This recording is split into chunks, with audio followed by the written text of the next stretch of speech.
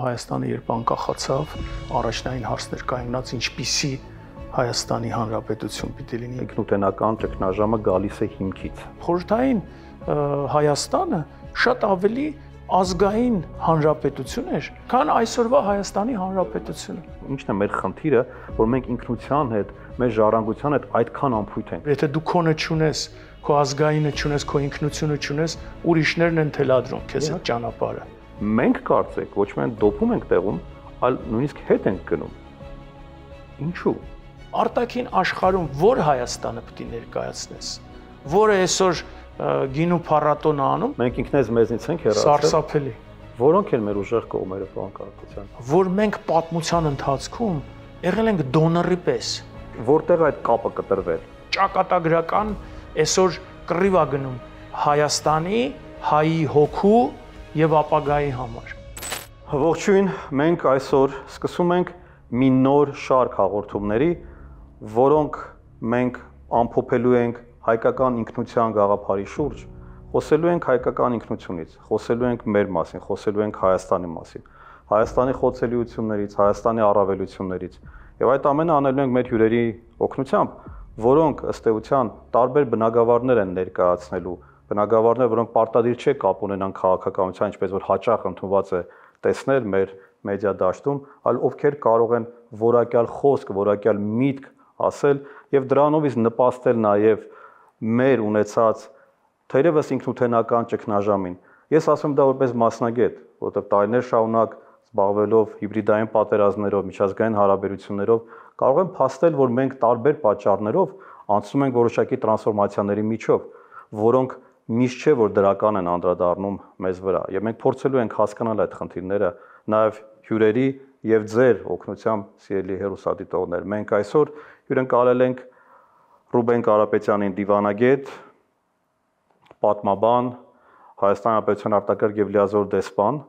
ով երկար տարիներ որպես դիվանագետ ծառայել է Հայաստանի Հանրապետությանը, եղել է դեսպան մի շարք երկրներում, այդ թվում եւ Եգիպտոսում, Իտալիայում, մի շարք այլ երկրներում, ունի գիտական մեծ փորձ, ունի տարբեր մենագրություններ եւ ամենակարևորը ըստ իս մտածող մարդ է եւ մենք այդ առումով բախտ ունենք այսօր ականատես լինելու եւ ունկնդիր լինելու մեր հյուրի վերլուծություններին, մտքին։ Պարոն Կարապետյան, ողջունում ձեզ։ Շնորհակալ եմ, Գեորգ ջան, որ անդրանիկ ձեր հաղորդմանը ինձ հրավիրեցիք։ Այո, սա առաջինն է եւ ամենապատասխանատվությունը իմ վրա հավելյալ դնում եւ ես ցանկանում եմ, որպեսզի այս շարքը կարեւոր, ինչպես ասեցիք, մտածող մարդկանց, որովհետեւ միտքը այսօր շատ կարեւոր է, թերևս լուծումները այն վիճակի, որին մենք հիմա բոլորս հայտնվել ենք եւ այս փնտրտուքը պետք է այո իսկապես մեր հավաքել այդ ընտրանին եւ փորձել որ գտնել այդ լուծումները։ Ես կարծում եմ մենք միասնաբար կգտնենք դա։ Ես ուզում եի ձեզ ամենասկզբում հարցնել, արդյոք դուք համաձայն եք այդ մտքի հետ, որ մենք ունենք ինքնութենական կամ ինքնության ճգնաժամ։ Անշուշտ։ Եվ դա նոր չի, Գեորգ ջան, ինչ է նշանակում ունենալ ազգային պետություն։ Եթե գնանք մի քիչ ավելի հենքային հարցերին, երբ Հայաստանը անկախացավ 91 թվականին, մեզ չհաջողվեց վերջի անգամ մեր զրույցը շարունակել, մենք կարծես կանգնեցինք այդտեղ եւ խորհրդային միության այդ տարիներից հետո Հայաստանը երբ անկախացավ, բնականաբար մեզանում առաջնային հարցներ կայունացած ինչպիսի Հայաստանի Հանրապետություն պիտի լինի, ինչպիսի պետություն մենք պետք է կառուցենք, որն է լինելու այդ պետության առաքելությունը, նրա տեղը դերը այս աշխարհում, եւ այդտեղ բնականաբար գալիս է հարցը, արդյոք ինչպիսի ազգային պետություն պիտի լինի, արդյոք այդ ազգային լինելու էությունը պետք է ամրագրված լինի սահմանադրության մեջ, թե սահմանադրության մեջ պետք է լինի ամրագրված ուղղակի, ասենք, ժողովրդավարությունը, մարդու իրավունքները, հա, ազատական լիբերալ գաղափարները։ որոնք ըստ էության ոչ մի բան չասող են ազգայինի իմաստով։ Մենք գնացինք այդ վերջի ճանապարհով, ես կարծում եմ, եւ չունենալով նաեւ հաջորդ ամենակարևոր հենքային եւ էութենական ազգային գաղափարախոսություն։ Սրանք այն բաներն են, ինչ որ բնորոշում են եւ նաեւ որոշակի հենք են ստեղծում ազգային պետության կառուցման համար, երբ որ դու օրենսդրորեն դա ամրագրում ես, քո պետության էությունը եւ տալիս ես այն, հա, ոնց էինք ասում, նացտրոյկան ժամանակին, հա, այդ տանիքը, այդ կոնստրուկտը, այո, որը տալու էր հնարավորություն ազգային պետություն կերտելու համար։ Ցավոք դա չեղավ եւ մենք ունեցանք այն ինչ ունենք որը ըստ էության դուք համարում եք որ սա, այսինքն ինքնութենական ճգնաժամը գալիս է հիմքից։ Այո, ինքը խորքային է, մենք արդեն 1.5 սերունդ, հա, այդ ընթացքում ազգային կրթության բոլոր ոլորտների, հա, ազգային այսպիսի էություն ստեղծելու, ազգային միավոր ստեղծելու, ազգային հանրույթ ստեղծելու, ազգ ստեղծելու։ Հիմա մենք ազգ պետություն ենք, ազգային պետություն ենք, չէ՞, դիսկուրսը կա մեզանում, թե ուղղակի պետություն ենք։ Մենք ուղղակի պետություն ենք, արեք արձանագրենք սա։ Եվ քանի որ մենք պետություն ենք, որտեղ որ ազգայինը, ասեմ մի դեպ, Գևորգ ջան, ես որպես ծնունդով, հա, խորհրդային միությունից, ասեմ, որ խորհրդային Հայաստանը շատ ավելի ազգային հանրապետություն էր խորհրդային միության մեջ, քան այսօրվա Հայաստանի հանրապետությունը։ Միգուցե շատերը չգիտեն, շարունակելով ձեր միտքը, որ Հայաստանը եւ նաեւ Վրաստանը երկու խորհրդային հանրապետություններն են, որոնք կարողացել էին պահպանել ազգային լեզուն եւ անգամ անձնագրերը ի տարբերություն մնացած բոլոր 13 հանրապետությունների գրված էր հայերեն, վրացիների մոտ վրացերեն եւ ռուսերեն, մնացածը միայն ռուսերեն էր, այսինքն մենք կարողացել ենք ամեն դեպքում որոշակի այդ տարերը պայքարի արդյունքում նաեւ պահպանել։ Շատ ճիշտ եք, անգամ նաեւ մեր ազգային ինքնության հենասյուներից ամենակարևորը ողնաշարայինը լեզվից բացի եկեղեցին։ Եվ մեր եկեղեցին ի պատիվ, հա, այն ժամանակվա վեհապարների եւ այն ժամանակվա ղեկավարների եկեղեցու, որոնք որ հայության հետ միասին պայքարեցին այդպիսի թշնամու դեմ, որ Գերմանիան էր, եւ այն բացառիկ ներդրումը, որ եկեղեցին արեց այդ ռեսուրսները, այդ օժանդակությունը պատերազմի ժամանակ, երկրորդ համաշխարհային պատերազմի մասին է խոսքը գնում, հնարավորություն տվեց, անգամ Ստալինը հետ նահանջեց եւ հնարավորություն տվեց եկեղեցուն ավելի լինել ավտոնոմ եւ այդ սարսափելի ռեպրեսիաները, բաները չանցան մեր եկեղեցին։ Այն ուրիշ, չնայած որ ուրիշ կետերում, գիտեք, ընդհանուր մինչև ոչնչացում եւ այլն հետապնդում եկեղեցականների բան, բայց հայոց առաքելական եկեղեցին որոշակիորեն մնաց բան։ Հիմա բայց սա խորհրդային ժամանակն էր, հա, այնտեղ էքսպերիմենտ էր իսկապես։ Լուրջ էքսպերիմենտ էր, նոր մարդ ստեղծելու, նոր ինքնություն ստեղծելու։ Եվ այս էքսպերիմենտի տակ ընկան, հա, բոլոր ազգությունները, եւ ռուսները, եւ հայերը, եւ վրացիները, հա, բոլոր հանրապետությունները։ Հիմա թվում էր, թե որ մենք անկախացանք, մեզ համար ամենակարևոր բանը պետք է լիներ այդ նոր ինքնության, որովհետեւ ինքնությունն էլ է կոնստրուկտ, ասանում ես ինքնության ձևակերպումները, բան, ինքը որոշակիորեն փոփոխվող համակարգ է, եւ քանի որ ինքը համակարգ է, ինքը կարող է փոփոխվել, կարող է ձևավորվել, կարող է մշակվել, ավելանալ, որովհետեւ ըստ իրավիճակի, սոցիալ-տնտեսական, աշխարհակաղակականն, ներքին քաղաքական տարբեր բնույթի պատճառներ կարող են լինել, եւ դրանք ստիպեն, որպեսզի ուրեմն ինքնությունը, ազգային ինքնությունը որոշակի փոփոխությունների լինի, համապատասխանեցվի ժամանակին եւ տեղին։ Մենք երբ որ անցանք 20 թվականի արհավիրքով, հետո 23, մենք անընդհատ հիմա տեսնում ենք, որ ներսում այս բայվերացումները, տարբեր տեսակի անգամ եկեղեցու վրա հարձակումները բնական է, որ լավ չեն անդրադառնում ինքնության վրա։ Ինքնությունը դնայի նման է, հա, ինքը վնասվում է, եթե դու իրեն ճիշտ չես կարողանում իր հետ աշխատել։ Բայց իմ հարցը հետեւյալն է, մենք 20 թվականը, 23-ը դրանք բոլորը հետևանք էին սխալ ինքնության կառուցման, թե մենք այսպես թե այնպես պիտի անցնեինք այս ճգնաժամերով, որպեսզի ավելի մաքրվի մեր ինքնություն, թե հակառակը մենք գնում ենք կործանման այս տարբերակը, եթե ընտրել ենք։ Մի այսպիսի բան ասեմ, Հերբերտ ջան, որպեսզի մեզ պարզ լինի, ավելի առարկայական։ Մենք ունենք ազգային ինքնության պետության մեջ եւ պետությունը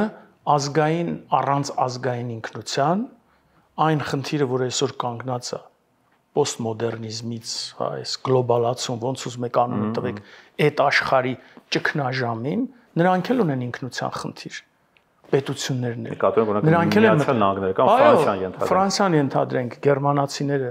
եւ այլն երկրները, հոլանդացիները։ Բայց նրանք մտահոգվում են այդ խնդրով, որ իրենք ունեն այդ խնդիրը։ Հիմա դες ինչն է բանը։ 3 կարևորագույն, հա, որպես համակարգ, 3 կարևոր գաղափարի շուրջ է ինքնությունը։ Արեք մենք էս իրար հետ հասկանանք, հետո սկսենք առանձին քննարկել։ Առաջինը դա իմ խորին համոզմամբ դա այն ընդհանուր պատմությունն է սոցիումի, ազգի, հա, որը անցել են, դա այն անցյալն է մեր համատեղ, որը մենք միասին ունեցել ենք։ Դա պետականության անցյալն է, հիմնականում պոզիտիվ գետնի վրա անցյալն է, հա, որը մեզ կապում է իրար։ Որը մեզ հասել է։ Դա այն պատմությունն է, հա։ Դա էս այնտեղն է, որտեղ իմիջայլոց այդ այսօր որ մենք խոսում ենք այդ ֆալսիֆիկացիաների Ադրբեջանի եւ այլն այդ բանը, կարծեմ Բենջամին Ֆրանկլինն էր ասում, որ գիտեք, պատմությունը դա այն չի, ինչ իրականում եղել է, հա, այն ինչ որ գրվում է, այլ պատմությունը նա է, ինչ որ մենք ցանկանում ենք տեսնել, հա։ Ուրեմն էդ էլ է գրվում։ Ուրեմն ստեղ էլ կա կոնստրուկտ, ստեղ էլ կա հնարավորություն այդ նաեւ անցյալի մեջ, հա, կառուցելու այնպիսի մի կապող, ցեմենտող, հա, իրար այսպես ամրացնող էություն, անցած էություն, որը որ մեզ ինձ քեզ կկապի, որ մենք կհիշենք։ Հիմա տեսեք, երբ որ մենք սկսում ենք գնալ այդ անցյալի պատմությունը, օրինակ հայոց պատմությունը, մեր այսօրվա իրականության մեջ դրա վառ ապացույցներից է։ Այսինքն, երբ որ դու փոխում ես այդ կոնստրուկտից հանում ես կարևորագույն մաս, որն է քո պատմությունը։ Արդյոք այն ինչ որ տեղի է ունեցել Վանում մեր պատմությունը չի, այն ինչ որ տեղի է ունեցել Էդեսայում, հա, երբ որ Աբգար թագավորը ուղարկել է Քրիստոսի առաջի պատկերը նկարելու եւ նամակ, այս մեր պատմությունը չի, սա մեզ կապում է, չէ։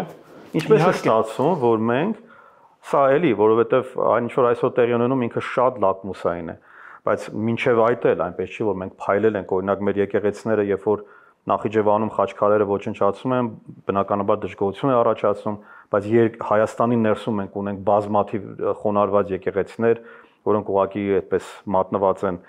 անտարբերության կամ մեր պատմությունը, օրինակ Մատենադանը, որտեղ երեխաները կամ մարդիկ այցելում են միայն երբ որ դպրոցում իրենց էքսկուրսիա են տանում եւ ընդհանրապես գրեթե իրենց հետաքրքիր չի, մտնում եք Մատենադան, այնտեղ ավելի շատ օտար երկրա գիտնականներ են, քան հայ գիտնականներ կամ հայ մարդիկ են հետաքրքրված։ Ինչ է մեր հետ կատարվում, ինչն է մեր խնդիրը, որ մենք ինքնության հետ, մեր ժառանգության հետ այդքան անփույթ ենք։ Հիմա գամ երկրորդին։ Առաջինը ընդհանուր պատմությունն է, որը մեզ կապում է, որպես ազգային ինքնության, դրանք կարևորագույն էլեմենտներ են, հա, այդ կառուցվածքի մեջ։ Երկրորդը մեր համընդհանուր արժեքներն են։ Սրանք այդ այն արժեքներն են, որոնք երբեմն այնքան քարացած են, արդեն մնացել են մեր ամբողջ պատմության եւ մեր կյանքում, որոնք որ լեզուն է, կրոնն է, հա, տարբեր ուրեմն այդ այն ամբողջ մի բանն է, մեր արժեքային, այսպես ասած, մեզ տարբերող ուրիշից, մեր ինքնության հիմնական բաղադրիչներն են, հա։ Եվ երրորդը, այսինքն այդ բանաձևի բաղադրիչներն են, որոնք պետք է լինեն, որպեսզի մենք հայ անվանվենք, շարունակենք մեր հայ լինելը։ Եվ երկրորդը, սա ոնց որ անցյալ, ներկա եւ ապագա։ Երկրորդը դա մեր ընդհանուր պատրաստակամությունն է որպես ազգ մեր ապագայի համար, մեր պատասխանատվությունն է այդ ապագայի համար պատասխանատվություն վերցնելու։ Եթե մենք ունենք այդ ազգային ինքնությունը եւ մեր համընդհանուր ապագայի համար միասնական, միասին մեր ապագայի համար ուզում ենք պատասխանատու լինել, ուրեմն դա մեզ տարբերում է ուրիշներից, որովհետև մենք այդ ապագայի համար այսօր սկսում ենք աշխատել։ Եթե մենք այդ ապագան, որովհետև չենք ծրագրում, այսօրը մեր ուրիշներն են ղեկավարում, ուրիշներն են տիրում։ Ես ուզում եմ խոսել, մենք մեր ճանապարհն ենք կորցնում։ Ինչպես է ստացվում, որ մենք կորցնում ենք, ինչու այլ ազգերը չեն կորցնում։ Մենք ի վերջո ավելի շատ օտարամոլ ենք, թե պահպանողական, ազգայնական։ Ոչ թե ուրիշները չեն կորցնում։ Ասեմ քեզ, ուրիշների մոտ էլա փոխակերպումը գնում, բայց մեր մոտ այն ինչ որ կատարվում է այսօր, դա ուղղակի, գիտես, ոնց որ կա նույն իշխանության, չէ, տարբեր ձևեր, կա ուժային, ֆիզիկական բանն է, տնտեսական իշխանությունն է, սա էլ այդ հոգևորն է, հիմա չգիտեմ տարբեր անուններ են ասում, կոնցեպտուալ կամ չգիտեմ, ազգային էլիտայի գոյության մենք սրան էլ հուսամ կգանք, բայց այս երեքի դեպքում էլ մեզ մոտ առանձին բան է գնում, առանձին կռիվ է գնում։ Երկուսի դեպքում ամեն ինչ պարզ է, բայց այն, որը որ որոշում է հոգևորը, այն, որը որ որոշում է քո ազգայինը, դա չկա։ Ինչպես կարող են մյուս ճյուղերը պետության մեջ գործել, օրինակ եթե ճգնաժամ է, այդ երեքից մեկը իմ նշած, որ ասեցի, ընդհանուր պատմությունը, ընդհանուր վերարժեքային համակարգ, արժեքները եւ մեր ապագայի համար համընդհանուր մեր ընդհանուր պատասխանատվության պատրաստակամությունը, եթե դրանցից մեկը չկա, երկիրը կարող անգնի ճգնաժամի մեջ։ Եվ չկարողանա, եւ ճգնաժամային պահերում ինքը կարող է վերածվի, այսպես ասած, չկայացված պետության։ Failed state։ Այո։ Եվ մենք այս բաները շատ տեղերում ենք տեսել։ Տեսել ենք այն կազմակերպված այն անգամ պետությունների, որոնք պատմականորեն հազարամյակների պատմություն ունեն, բայց միավորվել են շատ էլ այդքան երկար չէ, հա։ Ասենք նույն Իտալիայի միավորումը տեղի ունեցել մի 160 տարուց ավել մի քիչ, հա։ Գերմանիայի միավորումը եղել է սոցիալ-տնտեսական կամ աշխարհաքաղաքական այնպիսի պայմաններ, որոնք այդ անցյալ պատմությունը ամեն մեկի առանձին այդ սոցիումի տարբեր տեղերի հնարավորություն է տվել իրանց միավորվել։ Հիմա եկել միավորվել են, բայց իրանք այսօր էլ արդեն ներքուստ կռիվ ունեն, որովհետև այդ երեքից ինչ որ մեկը խարխլվել է։ Կամ խարխլվել է այդ համընդհանուր արժեքային համակարգը, կրոնը, եկեղեցին, հավատ, տարբեր բաներ կարող են լինել, հա։ Կամ խարխլվել է այն ամեն ինչը լավ պատմությունը, ասենք, բոլորը գրել են, իրենց պատմությունը արել են։ Բայց մենք մեր անկախությունից հետո անգամ այս պատմության հարցում, մեր անցած պատմության հարցում հարցեր ունենք։ Պարոն Կապետյան, մեր ցակումնաբանության մասին հարցեր ունենք։ Մենք չենք կարող գրենք մեր պատմության առաջի ամենակարևոր պատմությունը, որտեղից ենք մենք եկել, ոնց ենք եկել։ Էթնոգենեզը։ Այսինքն մենք ստեղ լրջագույն խնդիրներ ունենք, որոնք որ պետք է լրջորեն զբաղվել սրանցով։ Պարոն Կապետյան, դուք երբ որ դառնում եք դիվանագետ, ի՞նչն էր ձեզ ավելի շատ դրթում, դրթի ճուժը, այսպես ասած, որն էր ծառայել Հայաստանին, լավ կարիերա անել, ճամփորդել, որն է ձեր մեջ այդ Հայաստան, ինչպես եք դուք տեսնում ձեզ Հայաստան եւ Հայաստանը ձեր մեջ։ Ջան, այն ինչ որ ես ճանապարհ եմ անցել իմ մասին, դա դառնալ դիվանագետ, դա երազել եմ մանկությունից։ Այսինքն ես սուտ չասեմ 3-4 դասարանից, որ այո, անպայման պետք է զբաղվեմ դիվանագիտությամբ, գնամ բան, այսինքն սա եղել է ինչ որ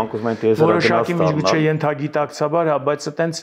ինչ որ աշխարհը բացել, ինձ համար միշտ աշխարհագրությունը, տարբեր երկրներ բան միշտ հետաքրքրել են, այլն եւ այլն, սա կամանց հետո զարգացել է, ուրիշ ձևեր է ստացել, եկել հասանք համալսարանական ժամանակ եւ ընտրությունը կատարվեց արևելագիտության, որովհետեւ այն ժամանակ ոչ մի ուրիշ միջազգային Հայաստանում հարաբերություններով զբաղվող կետ չկա։ Մի հատ արևելագիտության ֆակուլտետն է, որը քիչ թե շատ տեխնացուի եւ նաեւ դոկտորի կոչում հենց ամերիկա-սիրիական հարաբերությունը, որը արևելագիտության արևելագիտության բաժնում։ Հետո ես խորհրդային միության ժամանակել եմ եւ թարգմանիչ եմ եղել արաբական երկրներում, արաբական աշխարհը ինձ հետ է մինչև այսօր արևելքը։ Բայց ինչ վերաբերում է մեր սովետական միության փլուզմանը եւ անկախության այդ տարիներին, ինձ համար իհարկե դա մեծ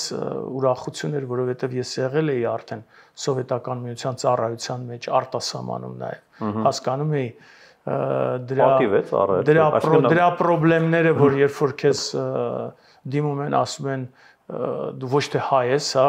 ասենք գնում ես խորհրդային բանով, բայց արաբական երկրներում ասում են ռուսի։ Բոլորին ռուս են ասում։ Հա, բոլորը ռուս են, որովհետև Ռուսաստանը սովետական միությունից է եկել։ Այսինքն այդ միշտ առաջի ինձ մոտ այդ զգացումը ծնվեց, ասինքն այ մարդը չի պետք է ասեք, որ ռուսի, ես հայ եմ, բացատրում ես, որ գիտես, այդ 15 հանրապետություններից մեկի ներկայացուցիչն ես եւ այլն,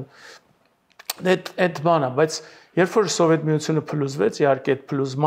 փլուզումը անսպասելի էր շատերի համար, հա, բայց ես ինչ որ միտեղ այդ թուլության էլեմենտները շատ ավելի շուտ էի տեսնում, որ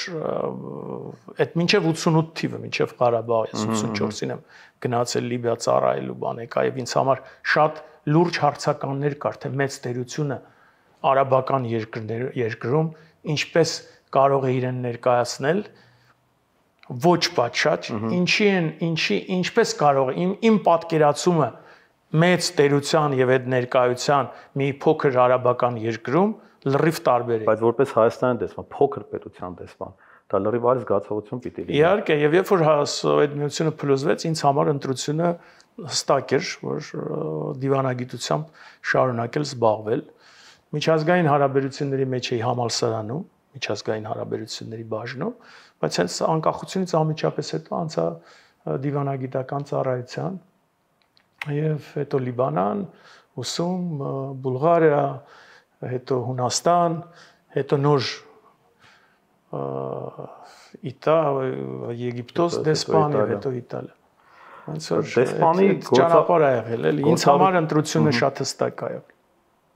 Դեսպանի գործառույթներից մեկը պետության տեսանելիությունը, ճանաչելիությունը բարձրացնելն է, visibility-ն։ Որը պիտի լինի ձեզ Հայաստանի այսօրվա դեսպանների կամ դիվանագետների հիմնական ուղերձը դրսի գործընկերների, ինչ պիտի մենք ներկայացնենք, որպես ինչ պիտի մենք ներկայանանք, ենթադրենք քրիստոնեական աշխարհ 1700 տարվա կամ ավել պատմությամբ, հին երկիր, նոր երկիր, գաստրոնոմիկ երկիր, տուրիստական երկիր, ի՞նչն է մեր առավելությունը ձեզ, ո՞րն է մեր այդ կարևորությունը։ Տես, դու հարց ես տալիս, որը ես կարող եմ քեզ պատասխանել 15 տարվա իմ առաջվա գրված հոդվածներից մեկի արտաքին դիվանագիտություն առանց արտաքին քաղաքականության վերնագրել էի։ Այն ժամանակ նմանացրել էի ես դիվանագիտությունը ֆուտբոլային խաղի առանց դարպասների։ Այսինքն ունես խաղացողներ, որոնք դաշտում են, բայց իրենք խնդիրներ չունեն։ Եվ այսօր ես կասեի, որ ոչ միայն դարպաս չունենք, այլ նաև այդ ֆուտբոլիստների վրա հանդերձանք չկա։ Սպորտային վատվիճակ։ Այսինքն, հա, դրա համար երբ որ մենք խոսում ենք ոնց ներկայացնեն, ինչ պետք է ներկայացնեն առաջի հերթին դու տունդ պետք է կարողանաս ներքին քո այս վիճակը փոխես, ներքին տունդ մաքրես, որովհետև վերջին հաշվով արտաքին քաղաքականությունը քո ներքինի արտացոլումն է։ Դու այսպիսի թույլ, անարժանապատիվ ներքին իրավիճակում, այսպես քո մենք ազգային ինքնությունից էինք խոսում, բայց մենք տեսնում ենք, թե այսօր ինչ է կատարվում ազգային ինքնության վերջին մնացորդների վրա հարձակումների, որովհետև սա դու շատ լավ գիտես, Սերբանում հիբրիդային պատերազմի մասին գրել եք եւ շատ լավ պատկերացնում ես, որ եթե դու քոնը չունես, քո ազգայինը չունես, քո ինքնությունը չունես, ուրիշներն են թելադրում քեզ այդ ճանապարհը։ Իհարկե, օրինակ ենթադրենք թելադրում են փոխել քո սահմանադրությունը, ենթադրենք։ Այո։ Դա հենց տիպիկ հիբրիդային պատերազմը եւ ինքնության դեմ ուղղված բան է, որ ուրիշն է որոշում։ Եվ քեզ թվում է, որ դա քոնն է։ Դու անում ես այնպես, որ դա քո ընտրությունն է։ Ոչ, քեզ այդպես պարտադրել են։ Իրենք հասանում ես ներքին այս տրկացումը շատ ավելի խորն է, քան արտաքին գերությունը, որովհետև դու արտաքին աշխարհում ինչը պետք է ներկայացնես։ Արտաքին աշխարհում որ Հայաստանը պետք է ներկայացնես, որը այսօր գինու փառատոն անում, թե տոլմայի փառատոններ անում, որը պետք է ներկայացնես։ Որն է Հայաստանի վերջին հաշվով դիվանագիտությունը միայն туриզմը եւ բանը չի, հա, գաստրոնոմիան չի։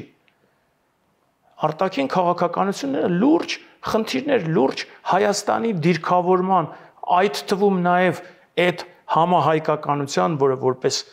սկզբունքներից մեկը արտաքին քաղաքականության մեջ դրա իրականացնողն է։ Նաեւ դրսում այդ ժառանգության հայկական քարոզողն ու պահպանողն է, բացի քո ազգային շահերի, որոնք որ շատ կարևոր են, բայց այսօր դու չունես այդ պատկերը։ Դուք ասում եք տնային ըստեյության աշխատանքի մասին, տունը հարդարելու, մենք էլ այո շատ ճիշտ հիշեցիք, մեր գրքում հենց մենք դրա մասին ենք խոսում, որ առաջին հերթին դու պետք է ունենաս կայացած համակարգ։ Եվ անվտանգությունը, եւ տնտեսությունը, եւ կրթությունը, մնացած բոլոր ածանցյալ օղակները գալիս են համակարգի գոյություն, ինչպես օրինակ եթե դու ուզում ես ունենալ երջանիկ ընտանիք, նախ պետք է ունենաս այդ ընտանիքը, որպեսզի ինքը երջանիկ լինի։ Հետևաբար, բայց ինչն է այսը խնդիրը, մենք ծուլությամբ չենք կարողանում դա հաղթահարել, թե մեզ չեն սովորեցրել, թե մենք միտումնավոր ինչ որ հատուկ ցանկություն չունենք կամ ուզում հասկանալ պատճառը, ինչպես է ստացվում, որ ենթադրենք նույն էստոնացիները, նույն հրեաները, նույն մնացած շատ ուշ Սինգապուրը ենթադրենք վերցենք, որոնք էլի պակաս խնդիրներով չեն անցել։ Կարողանում են ինչ-որ մի պահ մոբիլիզացվել, հասկանալ, խնդիրը տեսնել, կենտրոնանալ, ռեսուրսները հաշվարկել, ժամանակները դնել, տեսնել ինչ մարդիկ ունեն եւ փորձել գնալ առաջ։ Մենք կարծեք ոչ միայն դոփում ենք տեղում, այլ նույնիսկ հետ ենք գնում։ Ինչու՞։ Առաջի հերթին մեզ չի հաջողվում ոչ մի կերպ ստեղծել, ով է ազգային պետության հիմնական ուղղորդող ուժը, ով է այնպես անում, որ քեզ չեն ասում դու ով ես, հա, այլ դու հասկանում ես, թե դու ինչ պետք է անես, հասկանում ես, թե քեզ ինչ են ասում, դու ով ես։ Երկրի մեջ մենք եկանք ազգային պետությունից, հիմա նորից էլի խոսում ենք դրա մասին, ազգային ընտրանին է, ազգային էլիտան է, դա քաղաքական կամ ինտելեկտուալ մշակույթային, այդ էլիտաներն են, որոնք որ կոչվոր որը տնենք ասենք, ազգային ընտրանի։ Նրանք են տալիս եւ դնում խնդիրները պետական մնացած համակարգի առջև։ Առաջնահերթությունները։ Մենք երբեք խնդիր չենք ունեցել ազգային պետություն կառուցելու։ Դեռ չէ, այսինքն Լևոն Տեր-Պետրոսյանից սկսած նման խնդիր։ Դուք հիշում եք այդպես բան, եթե դուք ինձ ասեք, որ այդ ազգային պետության կառուցելու, հա, եթե դուք հիմա ինձ բերեք որոշակի սահմանադրությունից հոդվածներ, որտեղ ամրագրված ազգային պետության այդ բովանդակությունը, եթե դուք հիմա ասեք ինձ այն հոդվածները, որոնք որ ավելի շատ չեն արգելափակում կամ օրենքները սփյուռքահայերի մասնակցությանը Հայաստանի կյանքում, Հայաստանի կառավարման հարցում, մենք ոնց ենք պատկերացնում 1/3 Հայաստանի հայության բնակչության եւ մնացած հայությունը ինչպես պետք է ազգային պետություն ստեղծես սա ամբողջ հայության պետությունն է թե ուղղակի միայն հայաստանցիների պետություն։ Դες մոտ կա տպավորություն, մենք ուղղակի իներցիային ենք հետևել 90-ականներից սկսած եւ չենք ուզեցել մտածել, որ իսկապես պետք է 0-ից ըստ էության կառուցել եւ հիմնադրել պետություն, ինչպես օրինակ նահանգների պարագայում, երբ որ մենք ունեցանք իրենք ունեցան հիմնադիր հայրեր, մենք հիմնադիր հայրեր կարծեք չունեցանք այդ եւ էլի տան ստեղծող համակարգը։ Համաձայն եք, որ մենք դա չենք արել այդ աշխատանքը։ Համաձայն եմ եւ այդ մեր տարվելը ազատականությամբ, այդ լիբերալիզմով, այդ գիտեք կարծում էինք, որ այդ երևի թե այդ սովետ միության փլուզումից հետո մենք բացվեցինք աշխարհին եւ այդ աշխարհը ինչ որ մի նոր բան է տալու հայությանը, բայց մենք չհասկացանք, որ ամենակարևոր բանը դա մենք ենք։ Եվ մեր ինքնաճանաչողությունից եւ մեր ճանապարհից դեպի ինքներս մեզ կախված է լինելու Հայաստանի ապագան։ Հայաստանի բոլոր հաջողությունները եւ մենք այդպես էլ չգնացինք դեպի մեզ։ Մենք հայկականությունից, մենք ինքնես մեզնից ենք հեռացել։ Սարսափելի։ Մենք ոչ միայն հեռացել ենք, մենք ամեն գնով այսօր, որովհետեւ այս ամենը ինչ որ հետևողականորեն կատարվում է, մեր բոլոր այն որ ասում էի արժեքները համընդհանուր, հա, արժե զրկելու եւ հանելու մեր կյանքից։ Սա նշանակում է, որ մեզնից հանում են վերջի մեր ազգային այն պատվարները, այն ամեն ինչը, ինչով մենք պահվում էինք, գոնե փորձում էինք երազել, գոնե փորձում էինք մտածել, լինի դա Արարատ լեռը, լինի դա հավատը եկեղեցին։ Հա, հավատը։ Հիմա տեսեք, երբ որ դու մի բան արգելում ես խոսել, ասենք պետք չի խոսել հայոց ցեղասպանությունից, կամ պետք չի խոսել Արցախից։ Չէ, մեր միտքն է, չէ, ամենակարևորը լեզվից գնում է մեր մտածողությունը եւ հետո դառնում է վարք։ Իհարկե։ Չէ, ուրեմն շատ ժամանակ հետո, երբ որ չես օգտագործում, մոռանում ես։ Լեզվի նման։ Լեզվի նման, սա հստակ քաղաքականություն է։ Հակահայկական քաղաքականություն է, որը հակազգային, հիմա ես չեմ ուզում ասել, որ մենք ապազգային պետություն ենք, բայց մենք ուղղակի պետություն ենք, որը կորցրել է իր հենարանը, իր ճանապարհը, իր հենքը ազգային։ Իսկ առանց հենքի այդ ազգային եւ այն հիմա շատերը արտասահմանում հասկանում են, որ առանց դրա չի լինի շարժվել առաջ։ Նորից վերադառնում են դրան։ Հիմա դուք զգում եք, որ Հայաստանի ներսում էլ կան մարդիկ, ովքեր սկսել են գիտակցել, որ մի բան այն չի մեղմ ասած եւ պետք է ինչ-որ Հա, բայց լուծումները չգիտեն։ Լուծումները, իսկ ձեզ այս գործընթացը այդ ֆատալիստորեն պետք է նայել, որ անդառնալի է, թե ինքը ամեն դեպքում կարելի է կանգնեցնել։ Ոչ, կարելի է կանգնեցնել, եթե մենք համբերատար, միգուցե արագացված տեմպերով փորձենք հավաքել այն ազգային ընտրանին, մեկտեղ էլ մի տանիքի տակ, մեկտեղ էլ եւ դնել հստակ խնդիրներ։ Այսինքն, մեզ պետք է ազգային գաղափարախոսություն։ Մեզ պետք է, որովհետեւ որը հետո կդառնա ազգային ռազմավարություն պետության կողմից ընդունված եւ հաստատված։ Հա, սա պետքա մշակել։ Շատերը ասում են, չէ, ազգային ռազմավարություն, ազգային գաղափարախոսություն պետք չի, որովհետեւ մենք չենք կարող այնպիսի գաղափարախոսություն, որ բոլորին բավարարի։ Միևնույնն է, ինչ որ որոշ ազգային սեգմենտներ, հա, հենց մեր սոցիումի մեջ չեն ընդունի այդ գաղափարախոսությունը։ Այսպեսի բավականին լեգիտիմ է, այսպես ասած, մոտեցումը, որտեղ իսկապես դժվար է, չէ՞, գաղափարական գաղափարախոսություն, ասում են բոլորը կամ քրիստոնեությունը։ Այո, երբ որ կոնստրուկտ է,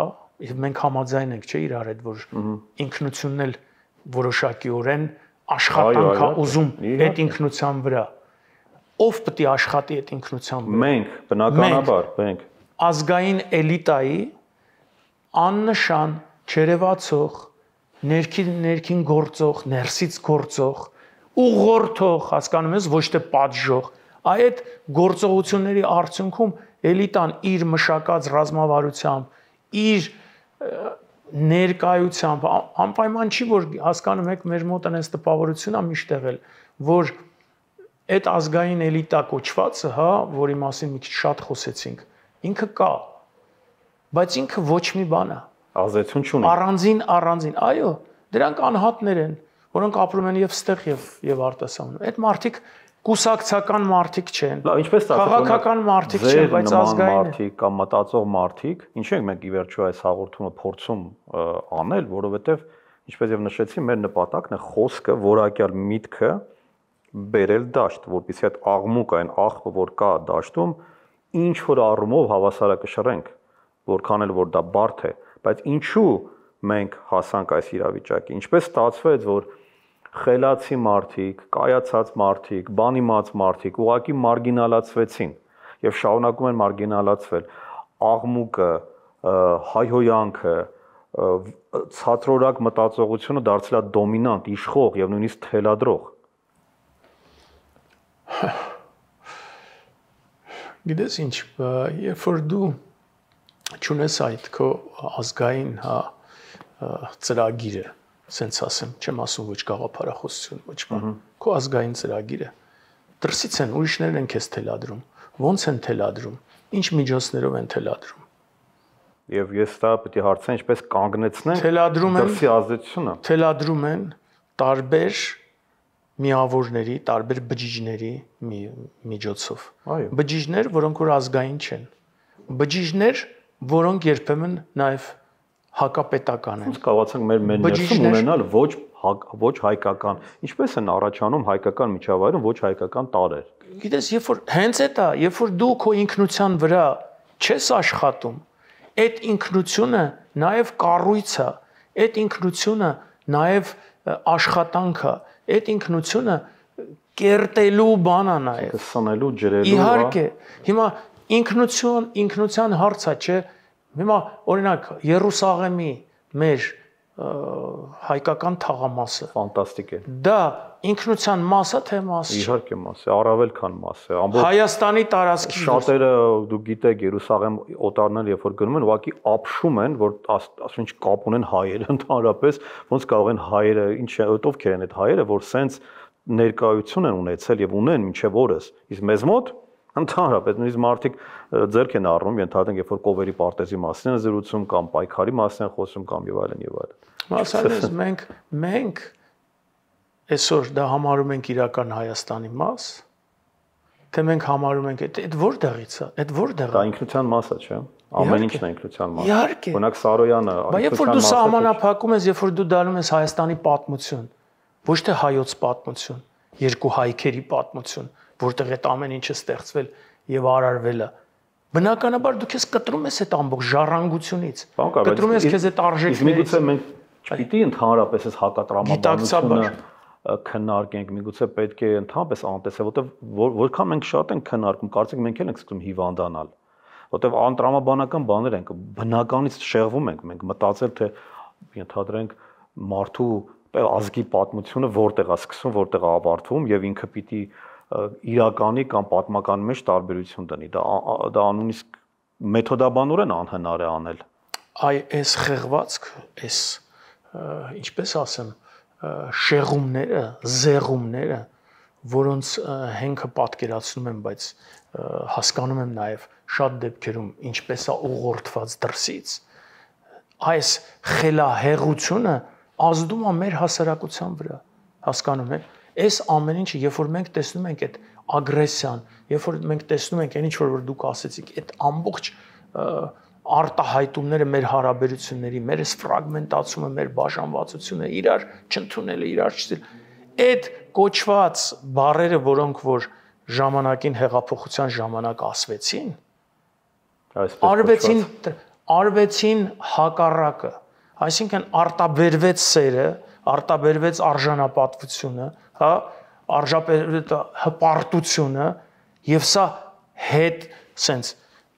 հետևողականորեն քանդվեց, ոչնչացվեց։ Ինչ անենք որ Հայաստանի դրանք կարևոր էլեմենտներ են, առանց սիրո մենք չենք կարող, առանց ինքնաճանաչման, առանց սերը դու չունենաս ինքդ քեզ, նաև ժողովուրդն էլ է այդպիսի կոնստրուկտ։ Ինքը սերը չլինի, դու չես կարող ուրիշին սիրել։ Եվ այս ամեն ինչը ինքդ քեզնից է սկսվում, հա, քո անձից է սկսվում։ Ազգն էլ այդպես պետք է անի։ Մենք անընդհատ նայում ենք դուրս։ Այդ հիվանդությունները, որոնք ունի մարդը, նաև պետությունը ընդհանուր իմաստով, ազգային իմաստով, ունի նաև ազգը։ Որոնք են մեր ուժեղ կողմերը, պարոն Կարապետյան, եթե այսպես փորձենք նաև ամփոփել։ Մենք ինչ ուժեղ կողմեր ունենք, որը չենք տեսնում կամ տեսնում ենք չենք օգտագործում։ Մեր ուժեղ կողմը, գիտես, այն գիտակցումն է, որ մենք պատմության ընթացքում եղել ենք դոնորի պես եւ հարևաններին, եւ մեծ պետություններին, եւ մյուսներին, Իտալիայից մինչեւ ճարտարապետությունից վերջացրած մինչեւ ամենուր չկա մի երկիր, ես վստահեցնում եմ, այս երկրներում, որտեղ ես աշխատել եմ, եղել եմ դեսպան, չկա տեղ, հա, օրինակ նույն Իտալիան, չկա քաղաք, որտեղ հետք չլինի։ Եգիպտոսի պատմության մեջ հայկական հետքը այնպիսի մեծ է, այնպիսի ահռելի է, մենք մի հատ գիրք պատրաստեցինք, կոչվում էր հայերի ներդրումը միջնադարյան եւ ժամանակակից Եգիպտոսի պատմության մեջ։ անգլերեն տպեցինք եւ այդ տիկին Սոնան Զեյթլյան եւ շատ բանկիներ եկավ, մենք ներկայացում արեցինք գրքի բան եւ այդ գրքի մի օրինակը ուղարկեցի այն ժամանակվա նախագահի տիկնոջը Սյուզան Մուբարակին։ Եվ գիտես բանը ոնց էր, անցավ մի քանի ամիս իրեն գրասենյակի ղեկավարը զանգում այն, բա պարոն դեսպան, գիտեք, որ առաջի տիկինը ուղակի ցնցված է այդ գրքից։ Ասում ինչ է, ասեց բառացիորեն, մենք գիտեինք, որ այս մարդիկ մեր պատմության մեջ եղել են, բայց մենք չգիտեինք, որ նրանք հայ են եղել։ Ու 180 աստիճան փոխվեց վերաբերմունքը դեպի Հայաստան, դեպի հարաբերությունների մեջ, ունեցանք այցեր, ունեցանք առաջընթաց, այսինքն սա հիմա փափուկ ուժա, Իսրայելի է դու Երուսաղեմ ասում։ Երբ որ ես մտնում եմ Եգիպտոսի արտաքին գործերի նախարարությունը հիմնադրել են հայերը, Պողոս Նվարի սկսած, եւ 100 տարվա մեջ մոտավորապես 70 տարի հայ արտգործ նախարարներն են եղել։ Երբ որ ես այդ պատճենը իմ հավատարմագրերի հանձնում եմ, արտգործ նախարարը ասեց, «Արեք, այս ձեր տունն է, պարոն դեսպան»։ Որևէ մեկ մեծ պետության, հարևան պետության երկրին ով կարող էր այդպիսի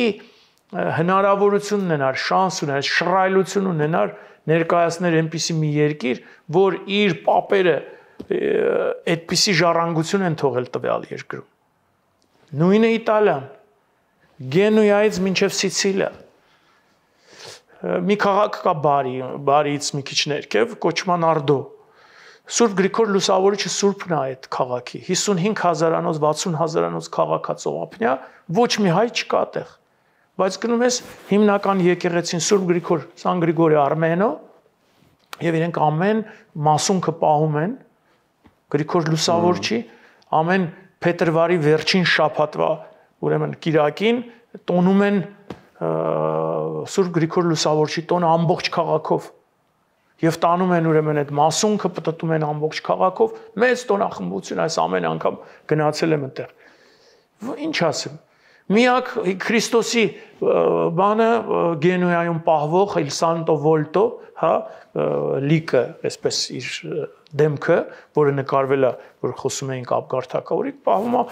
Պիացալե Արմենիայի վրա գտնվող հայկական եկեղեցում, այնտեղ հայ չի մնացել եւ կախված է այդ հայկական եկեղեցում Քրիստոսի միակ ուրեմն պատկերը։ Հասկանում եք, այս հպարտությունն է, հպարտություն չէ, իհարկե հպարտություն է։ Հիմա գանք ինչ անել։ Վերցնենք Օսմանյան կայսրությունը։ Ես կարծում եմ, այս ինքնաճանաչումն է կարևոր։ Մենք պետք է վերադառնանք, ծուլացել ենք մենք բան կար։ Այո, ոչ միայն ծուլացել ենք, մենք պետական քաղաքականություն չենք վարել դրա համար, որովհետև իրես այդ կրթությունը, երբ որ ասում ես ազգային կրթությունը, ի՞նչ է կրթությունը։ Կրթությունը առաջի հերթին դաստիարակությունն է, երկրորդը ազատագրումն է, ոչ թե հնազանդեցնելն է, որ երեխաները ձեռքերը այսպես նստեն եւ չշարժվեն, ոչ, որովհետեւ մի շատ լավ բան կա, ասում է ազգային անվտանգության, հա, համար ամենամեծ սպառնալիքը գիտես որն է, Գևորգ ջան։ Անկեղծ մարդիկ։ Դեր տրամաբանություն է։ Գիտելիքով զինված անդաստիարակները։ Գիտելիքով, բայց անհայրենիք մարդիկ։ Անդաստիարակները, դրա համար մեր կրթությունը պետք է լինի հենց դաստիարակությունը, այդ ազգային դաստիարակություն։ Այսինքն ես sense կձևակերպեի ճանապարհ դեպի մեզ, ինքներս մեր արմատները։ Եվ երբ որ գա այս ինքնաճանաչողության աստիճանը, որովհետև գիտես այդ սերն էլ, երբ որ դու հպարտություն ես զգում քո ազգայինի համար, որ դու հայ ես, որտեղից է դա գալիս։ Դա չի գալիս մենակ նրա համար, որ Մխիթարյանը շատ գոլեր խփեց, դա էլ է կարևոր, հա, բայց իմանում ես քո պատմությունը առաջի հերթին։ Իմանում ես քո ժառանգությունը թողած, աշխարհին տված ժառանգությունը։ Դրանով դու զինվում ես։ Հետո գալիս է արդեն գիտակցված սերը, որովհետև դու ամեն դեպքում սիրում ես ու երբեք քեզ չես դավաճանում։ Չեմ հասկանալ մարդը ունենա ժառանգություն եւ չիմանա դրա արժեքը, ինչպես օրինակ մարդը ընդհանրենք իմանա, որ իր տատերը, պապերը իրեն դղյակ են կտակել եւ հանկարծ ինքը թքած ունենա այդ դղյակի վրա, ասես պետք չի դա, կամ գնա քանդի ամբողջը ու ոչինչ չանի։ Բայց այստեղ ամենամեծ խնդրեմը այն է, որ մենք չենք կարող նույնիսկ էլի հասկանանք, իհարկե հնարավոր չի մի հաղորդման ընթացքում այդ բոլոր հարցերին պատասխանել, ինչ որտեղ այդ կապը կտրվել։ Օրինակ կան մարդիկ, ովքեր ասում են, որ մենք ունենք կոլեկտիվ տրավմա։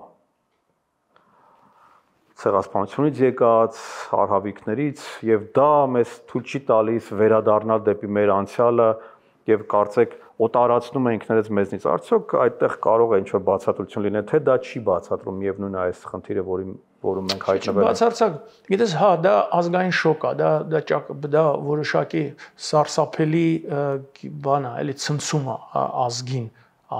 բայց հակառակը ազգը երբ որ անցնում է այդպիսի տառապանքներով անհատնել է այդպես Եվոր ջան ոչ մի մեծ գործ արվեստում լինի մշակույթ առանց տառապանքի չի լինում առանց տառապանքի մարդը չի կարողանում իր զարգացման ինքնազարգացման աստիճանը բարձրացնել եւ հասնել հոգեվոր որոշակի զարգացածության մի ուրիշ աստիճանի մենք հաճախականություն ենք խոսում որ մեզ այդպիսի նոր հաճախականություն ունեցող մարդիկ են պետք այդ հաճախականությունը պետք է անցել է ցեղասպանություն ուրեմն գիտես ինչ պետք է այդ շոկը վերապրեցիր նստեցիր մտածեցիր բայց ռացիոնալիզացրեցի ամեն ինչ մեր ժողովուրդը արել է ինչ որ կարողացել այն ժամանակ ի վերջո Սփյուռքը ցույց տվեց որ 18 թվին հանրապետություն ստեղծել հետո Սփյուռքը իր գաղութներում ինչերի է հասել այսինքն դա մի փոքր սխալ թեզ է որ մեզ հանգարում է կոլեկտիվ տրավման